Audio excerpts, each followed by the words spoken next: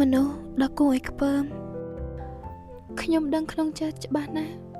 នោះជាអ្វីដែលលោកនឹងកើតទោះបីជាពេលខ្លះលោកសម្ដែងធ្វើជាល្អដាក់ខ្ញុំយ៉ាងណាក៏ដោយខ្ញុំមិនអាចបន្តគិតបែបនេះបានទៀតទេដោយដែលបានកើតគាត់គឺជាតួអង្គនៅក្នុងប្រឡោមលោកមុខរបស់គាត់ពេលដែលកេងលក់ប្រៀបដូចជាទេវបុត្រអញ្ចឹងជាបុរសដែលខ្ញុំស្រឡាញ់បន្ទាប់ពីរឿងទាំងអស់នេះចប់សូមមេត្តាស្អប់ខ្ញុំចុះដើម្បីឲ្យចិត្តគំនិតរបស់ខ្ញុំងាយនឹងទទួលយកការពិតឥឡូវនេះខីលៀនគួរតែភ្ញាក់ឡើងហើយមើលមកខ្ញុំដោយក្រសែភ្នែកដ៏គួរឲ្យស្អប់ខ្ពើមនាងពិតជាពូកែមែនដែលអាចលះចេតនាពិតបានមកដល់ពេលនេះតើនាងមិនរក្សាកិត្តិយសរបស់ខ្លួនឯងទៀតទេឬមើលទៅនាងហាក់ដូចជាត្រូវបានចាប់បាននៅក្នុងស្ថានភាពដែលលំបាកមួយមិនមែនទេខ្ញុំ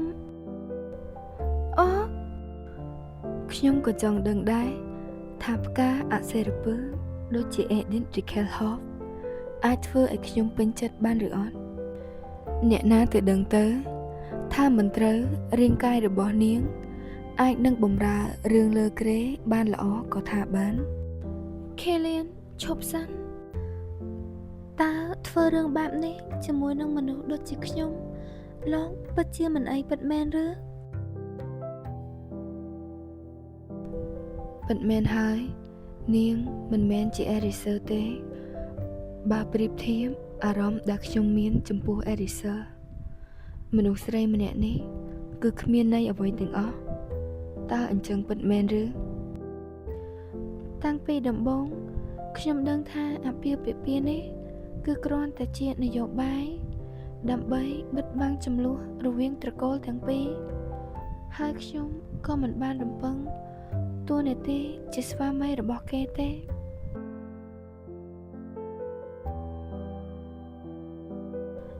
ហើយតើយ៉ាងម៉េចតើនាងពិតជាមិនត្រូវការវាពិតមែនឬខ្ញុំប្រកាសណាស់ថាមិនអីទេតើនាងអាចធ្វើចរិតគួរឲ្យស្រឡាញ់បែបនេះបានដែរឬ Edith Rickelhoff ខេលៀន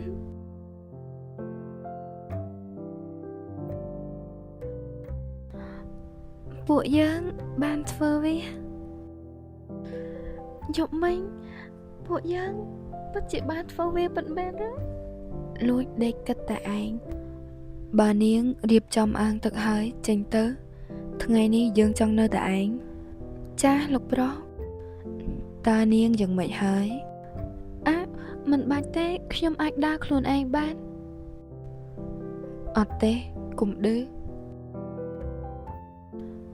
ប្រាប់ខ្ញុំប្រសិនបើទឹកនេះវាក្តៅពេកសម្រាប់នាងឃើញបែបនេះនៅឃើញដល់ថ្ងៃដែលរៀបការដំបូងនាងងុចទឹកហើយងងុយគេងនៅក្នុងអាងទឹកបែបនេះ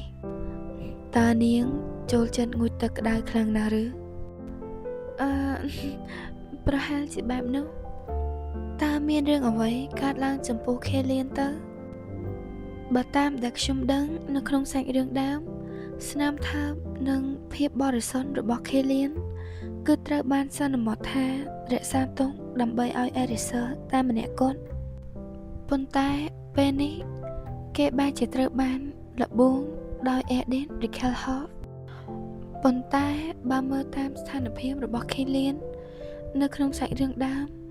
គេមិនបានចាញ់បោកការលបួងរបស់ Edith ទេតែគេធ្វើបែបនេះឬក៏ដោយសារតែការអាណិតមួយវិញទៀតប្រហែលជាគេដឹងថា Erisa គឺមានទំនោរទៅរក Cliff ជំនួសដោយការរំពឹងដែលមិនដឹងពេលវេលាច្បាស់លាស់ខ្ញុំសុំទោសដែលយប់មិញបង្ខំរាងកាយរបស់នាងខ្លាំងពេកផ្លេចគិតថានាងទៅតែជាសះស្បើយនាងគួរតែសម្រាកពី3ថ្ងៃសិនទៅសំឡេងដែលពោរពេញទៅដោយភាពផ្អែមល្ហែមខ្ញុំមិនដែលស្រមៃ ថានឹងលើវាដែលបន្តទៅជាចាប់តាំងពីពួកយើងបានរៀបការមកគាត់ប្រងើយកន្តែដាក់ខ្ញុំប៉ុណ្ណាខ្ញុំនៅតែបញ្យល់ថាមានរឿងអ្វីទើបខេលៀនផ្លាស់ប្ដូរទៅជាបែបនេះខេលៀនអបក្រសាខ្ញុំនឹងហៅឈ្មោះខ្ញុំនៅពេលនោះគឺភ្ញាក់ឡើង Lady អូមិនមានអ្វីតែអានណាអញធ្វើការបន្តទៀតចុះឥឡូវនេះខ្ញុំគួរតែចំណាយពេលគិតលើវាឲ្យបានកាន់តែច្បាស់លាស់កាលពីយប់មិញខ្ញុំក៏បានយល់សប្តិឃើញវាម្ដងទៀតករណីលើកលែងសម្រាប់ច្បាប់ទី1ត្រូវបានបំពេញដោយមានជំនួយពីស្ថានភាពខាងក្រៅហេតុដូចនេះសិទ្ធិរបស់អ្នកនិពន្ធត្រូវបានកាត់បន្ថយមួយចំនួនហើយគ្រប់លក្ខខណ្ឌដែលពាក់ព័ន្ធជាមួយនឹងច្បាប់ទី1ក៏ត្រូវបានដកចេញតើវាគឺជាអ្វីវាតាក់ទងជាមួយនឹងលក្ខខណ្ឌទាំង3ដែលធ្វើឲ្យខ្ញុំដួលសន្លប់កាលពីលើកមុនឬតើច្បាប់ទី1គឺជាអ្វីទោះបីជាដឹងថាសួរក៏គ្មាននរណាឆ្លើយប៉ុន្តែហ៎បែបនេះមានន័យថាយ៉ាងម៉េច